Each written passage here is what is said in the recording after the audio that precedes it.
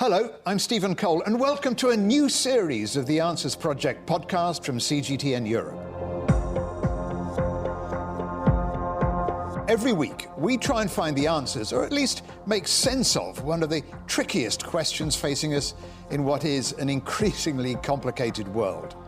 We've got access to some of the best brains on the planet to see if they can help shed light on some of the most pressing ethical, scientific, geopolitical, and, should we say, philosophical quandaries. I'm joined by one of them, Mhairi Beveridge, who's going to help me unravel this week's question. All right, Mhairi, what are we asking this week? This week, Stephen, we are asking, should all zoos be closed? Now, that is a very tough one, almost rhetorical for some people, and I can already see both sides of the question. Yeah, I mean, there are lots of elements to it. What makes a good zoo? Do aquariums count as zoos? Is closing them too strong an action? But perhaps closing some of them. Well, but it is a good place, Mhairi, to start. What is a zoo? That's the big question. You mentioned aquariums. What about sanctuaries, safari parks, even animal rehabilitation centres? That is a very good question. We can jump straight into it. So a zoo is an area where animals are kept for public exhibition, whereas wildlife sanctuaries are areas where wild animals are protected in their natural habitats. So zoos often have artificial habitats where temperatures are controlled, thinking of polar bears here, and that's usually because they've been shipped in from different countries, whereas a sanctuary will usually house a native animal. OK, I understand that bit. So the key distinction here is that the primary purpose of a zoo is for the public to see the animals they've possibly seen on TV, but close up. Yeah, and some sanctuaries and wildlife parks do have animals on display because, of course, visitors are very helpful for funding, but it's not their primary purpose. So the main purpose for sanctuaries is rehabilitation, saving animals with the aim of returning them to the wild, or if they can't be returned, giving them as much space to roam as possible. So who decides all this? Who's the licensing body that makes that distinction? For example, if I wanted to start a zoo in my back garden, like Joe Exotic did, the Tiger King, which authority would be in touch to shut me down? Well, I've always said you would really suit an earring, Stephen. So here in the UK, zoo operators, you in this instant, Joe Exotic, you'd have to get a licence for any zoo that's open to the public for 7 or more days a year. But internationally, it's a body called WAZA. I'm Martin Sordan, Chief Executive Officer at the World Association of Zoos and Aquariums, WAZA. So WAZA's website says that it's the global alliance of regional associations, national federations, zoos and aquariums, all dedicated to the care and conservation of animals and their habitats around the world. Each country will have their own legislation on how a zoo and an aquarium needs to be run. There's a lot of diversity. Some countries don't even have a definition on what a zoo and an aquarium is. Then in some regions of the world, for example, Europe or the European Union particularly, you will have the EU Zoos Directive. And then you have something else that is not legally binding, which are volunteer programs, certification, accreditation programs, that zoos and aquariums that wants to demonstrate that they have the highest standards go through this process. Well, the key phrase there, Mhairi, is it's not legally binding. So the rules are, there are no rules, which occurs to me as a bit of a worry. What I heard there was that every country does it differently, and WAZA will offer guidance and support to their members. Basically, yeah. So there are plenty of countries with strict laws relating to zoos. Austria, Switzerland and Denmark all have incredibly high welfare standards and tight regulations. But there are huge parts of the Middle East that are not so hot on animal rights. In Iran, for example, there is currently no legislation or policy with regards to the welfare of animals in captivity. Those are always the horrible television shots, aren't they, of bears kept in very tiny cages, pacing up and down, yeah. or big mammals like lions in a very confined space. And that's the really down, dark side of a zoo. And that, for me, raises the question of the purpose of zoos. I mean, we touched on it earlier, to display animals, but I mean, on a human level or a philosophical level, what are zoos good for? other than perhaps a nice day out with the family? Well, Martin Zordan from Waza would argue that they are actually very important for education and for creating a bond with animals that you can't get from watching them on TV. There is this concept of biophilia, which is how interacting with life make us feel.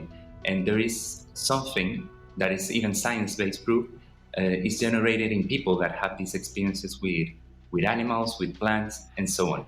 I'm very concerned that this experience needs to be real, so we don't suffer what is called the extinction of experience, so they can have value.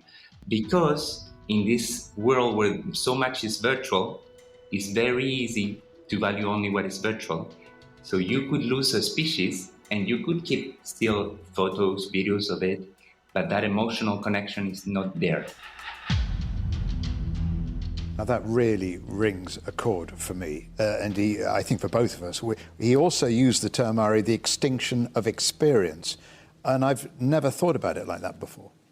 Yeah, I think it's quite unsettling to think about the progressive loss of that human nature interaction. And it could well be one of the key environmental concepts of our time. You know, there are a lot of biodiversity summits and things going on. I think this is a huge issue and could be a real sort of marker of this century.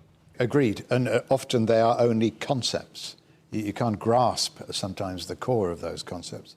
And I suppose these interactions are important, not only for our benefit, human benefit, but it may also undermine support for pro-biodiversity policy making by the policymakers in the future. Yeah, that's true. Martin also mentioned the word biophilia, which is about our human instinct to connect with nature and other living beings. So the pro-zoos argument is all about connection to animals and what's best for animals. But I want to introduce an evolutionary biologist who's been studying animals in captivity for a long time. My name is Mark Beckoff, and I live in Boulder, Colorado. I'm a professor emeritus of ecology and evolutionary biology at the University of Colorado in Boulder. And for many, many years, I've been studying the social behavior of various animals in the field. And I'm a strong supporter of the rapidly emerging field of compassionate conservation. So very quickly, compassionate conservation aims to combine the fields of conservation and animal welfare, and the founding principle of this whole practice is do no harm. Nobody can argue with do no harm, but I'm not quite sure I'm on board with compassionate conservation. Dispassionate conservation perhaps might be stronger. But Mark Berkhoff has been studying captive animals throughout his career. What did he find? Well, listen to this. Their freedom of movement and their freedom to make choices is really strongly restricted. I mean, they're fed at certain hours of the day. They hang out with other individuals, if there are other individuals at all, in, typically unnatural groups. It's impossible for any kind of zoo or wildlife park to replicate what it would be like for a wild wolf or chimpanzee or gorilla or elephant to live in natural groups. So they're stressed. They don't have a lot of choice over who they live with, what they eat, when they sleep, where they sleep. And they often don't have any way to get out of the public eye to the extent that they need it. They can go behind bushes or in holes in the ground or something like that. But they're just stressed because they have strong restrictions on the freedoms that they want. And that would be the freedom to be the individual they want as a member of a given species, and also to perform behavior patterns that are natural to them. And I think what Mark is showing there, clearly the direct link between emotion, human emotion, and animals, and how they are conserved or displayed. And we've all been to zoos where the zookeepers, the zoo management, deliberately make sure the animals have nowhere to hide. Because obviously it's a business. They want the public to see the animals. Yeah. And those animals are showing signs of stress. There are too many artificial elements of life in captivity that could never be as good as a wild, not least the size of the cages or the pounds. What did he make of our podcast question, though? What did he make of should all zoos be closed? Well, you'd think he'd be completely in favour of zoos closing, but he had a very nuanced answer about the way zoos should exist and whether there is a place for them. What I would like to see would be zoos converted to rehab and rescue centers for animals who literally can't go anywhere else. And, you know, some people will argue, well, these animals who are zooed, we call them zooed animals, can't go anywhere because they've lived in captivity. But that's not what I really mean. I mean, what I really mean would be animals in need. And so along that line, it would be no more captive breeding, no more killing animals. And I mean killing them. They're not being euthanized. Euthanasia is mercy killing. These are animals who are being killed because they can't contribute to a zoo's breeding program. That's out the door, shipping animals around basically as breeding machines, which zoos do. And zoos also kill otherwise healthy animals who can't be used to breed. So Mark brings us to a really important part of this whole debate here, and that is around breeding programs. Many zoos have what is called a captive breeding program for endangered species.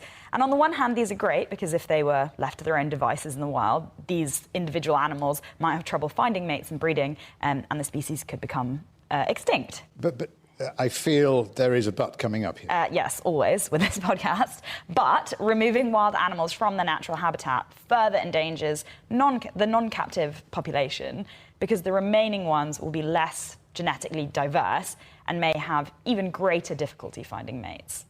Okay, that's quite a complex line to take in, isn't it, that one? Mm-hmm. I thought breeding programs were designed to help save a species. And then, optimistically, I suppose, I thought the animals were then released back into the wild.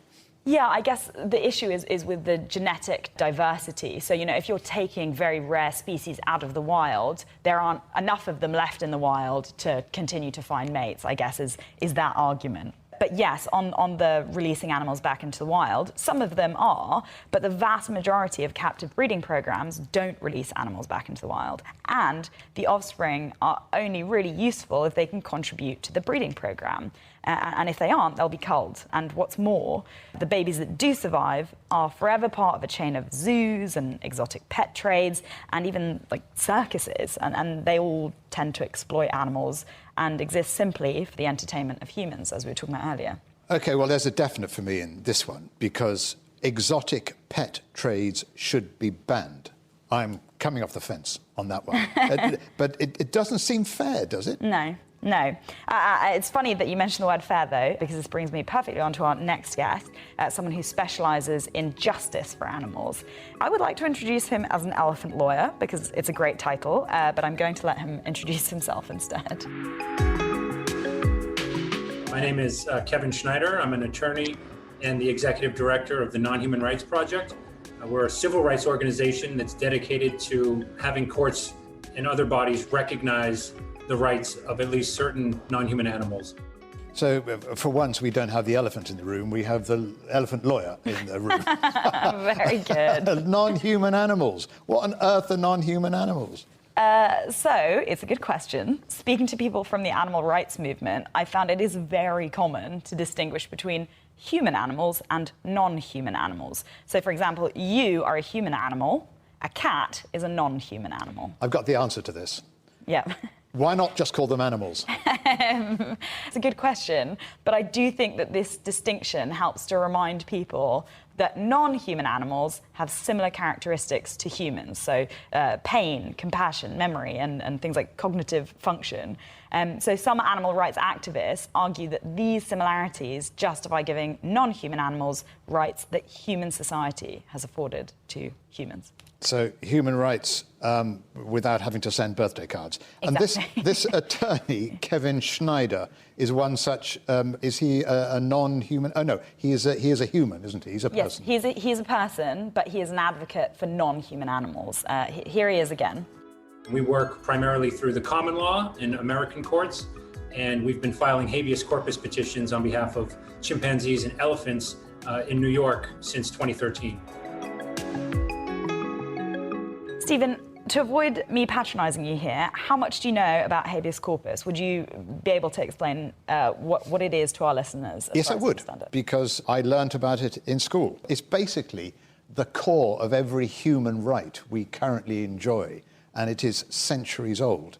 It's something issued by a court in modern times, or judge, and it directs whoever is holding someone in custody to produce a specific reason for why they're holding them. Well done. I knew of it. There's a play called Habeas Corpus that I was in, but beyond that, my Latin is not that hot. Yes, I was an actor in my time, Stephen, before I started doing this. But yes, habeas corpus is a writ, and it's mostly used for violations of personal liberty, so raising questions about the legality of a detention. So what we do is come to courts and say, hey, you care about autonomy that's related to habeas corpus and protecting this right to bodily liberty. But hey, science now shows us that humans are not the only beings in the world who have autonomy and who value their own bodily liberty, their own freedom.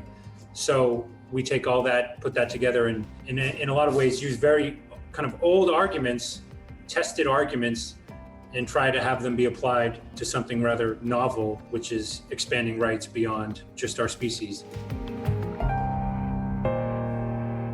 So Kevin is saying these animals, I mean non-human animals, well done, should have the same right. They should enjoy habeas corpus as human beings. And by that logic, they shouldn't be detained in a zoo without having a lawyer. Yes, exactly. Have they been successful with any cases so far? Remember I mentioned that Kevin was an elephant lawyer? The elephant is called Happy. And in 2006, she made history as the first elephant to pass a crucial intelligence test. She can recognize herself in a mirror. Now, despite her name, she was dubbed the Bronx Zoo's loneliest elephant by the New York Times because she lives in total isolation away from all the other zoo's other elephants. Kevin wants her to be moved to a sanctuary, and the case was dismissed by the Bronx Supreme Court in February, but he is still very upbeat about the whole exercise because they are currently appealing that decision. This is the first time that the highest court chose to take up our case. That's absolutely no guarantee that they're going to rule in our favor, but it does open up a window that the court could, for the first time, choose to do that, which would be, of course, huge for Happy and huge for the idea generally that an elephant can have legal rights. But of course, the zoo is not wanting to let Happy go. There have been a number of elephants who have died at the zoo. Of course, they live and die at the zoo, and some of them have died in their 20s and their 30s and their 40s.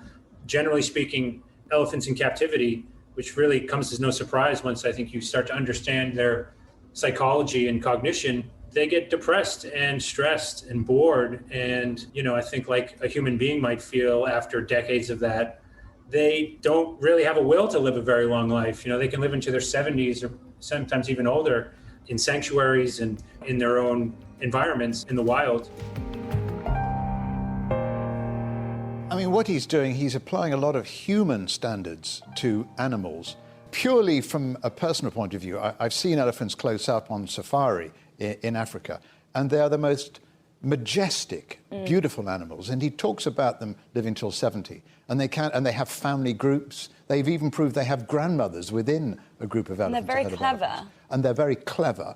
The sensitivity of their trunk and bringing up the younger elephants is most fantastic. They really are stunningly beautiful. And I think he's entirely right. No elephant should be isolated. So he must be happy for Happy to be moved to a sanctuary. Yes, I think everyone seems in favour of sanctuaries. Here I want to go to our final guest in Uganda. Hello, my name is Dr. Gladys Kalema-Zipsoka. I'm a wildlife veterinarian and working with gorillas and other wildlife, and also founder and chief executive officer of a grassroots NGO based in Uganda that promotes conservation by enabling people to coexist with gorillas and other wildlife. Dr. Kalema-Zipsoka really echoed something that we heard from Martin Zordan earlier about the importance of young people seeing animals and connecting with them. Their biggest customers are Ugandan children, because most people come to visit and they're just so fascinated because that's the only time they're going to see an elephant, or they're going to see a rhino when they go to a zoo, or a monkey in some cases. And then they'll start to appreciate it and they'll want to protect it later. That's the whole theory of it. And it's a very good theory. I mean, I remember as a child riding on the back of an elephant at a zoo, and it was great fun, but I didn't think about, whether elephants were threatened or not, or whether this was a cruel act. But maybe when these children are taken to these zoos, if everything is explained properly about the threat to them and the whole ecology surrounding an elephant, I think that can work. And I suppose in that way they're inspiring the next generation of vets and zoologists, the next David Attenborough, perhaps. Yeah, exactly. Or even the next Dr. Gladys Kalema-Zukasovka. Zoos help to train people like me who are going to go out and have you to treat these same animals in the wild. We get a lot of experience treating them in captivity, which helps us to treat them in the wild. And so that was the first letter I wrote to the Vet Record, because I felt very strongly about that. But however, not all zoos serve a useful purpose. It depends on the ethics, what their focus is, because a lot of people see zoos as entertainment centers. And I think zoos are important if they educate people about the species and its habitat. So based on what we've heard from all of our experts today, what is your conclusion, Stephen? I didn't even ask you at the beginning sort of which side of the fence you sit on with this, but has your opinion changed at all? Not entirely. It's too a wider question, should all zoos be closed? Because I think some should. Singapore Zoo, one of the best in the world, and Singapore Zoo. I do, I know it very well. Is incredibly well run. And I think they just had a new panda born in Singapore Zoo. London Zoo has the most amazing preservation and conservation programs, and they do a lot of scientific work there. And the people coming through the gates to see the animals pay for the conservation work. And that seems a good idea for a business, but it's the lesser zoos, as I mentioned earlier, the cruel ones, the small ones, the badly kept zoos, the ones where the animals are constrained and confined and badly fed. And I think that has to go down to government level to stop the import of animals and the trading of animals. So should all zoos be closed? Well, I think a zoo is only really as good as its practices. I think that's quite nicely put, actually. Well, thank you. What about you? I mean, you were brought up largely in Singapore, so you were close to animals, close to the jungle, and you went to the Singapore Zoo a lot. I was very spoilt with Singapore Zoo. I think it's the second best in the world after the San Diego Zoo. I'm big in favour of sanctuaries, but I do think by and large all zoos that are exploiting animals should be closed. But I guess my more nuanced answer is they should be closed over a period of time, and the facilities of zoos should be converted into sort of sanctuaries to care for animals that can't be released back into the wild. So, and captive breeding and culling is cruel and has to stop. But some culling is right, isn't it? It's certainly in Africa. And the rangers who look after some of these safari parks, they really care a huge amount about the animals. So they have to do some culling. What about safari parks? You know what? I haven't been on many safari parks. I haven't been to many of those. So. There's a lot of room, and I mean, I've seen them in Africa and here, Longleat, obviously, in England. And they work. I mean, how the lions deal with the British weather, I've no idea. That could be punishment alone. But I agree with you. Should all captive facilities be closed? No. But should we stop moving animals from all over the world out of their natural habitats into concrete cages? A big yes. Yeah, I agree. Captive facilities should be educational sanctuaries and not just entertainment venues. Would you agree with that? Absolutely. Thank you so much, Mhairi. Well, we're hoping you, the listener, our audience, will get in touch to tell us what you think. Do you think animals belong in zoos, or should we close them all down? Let us know. And if you have a question you'd like answered, we'd love to get to the bottom of it on the next episode of The Answers Project. Find us on CGTN Europe's Facebook or Twitter page. You can also subscribe to this podcast on iTunes, Stitcher or Spotify. Thank you so much for listening. Goodbye. Goodbye.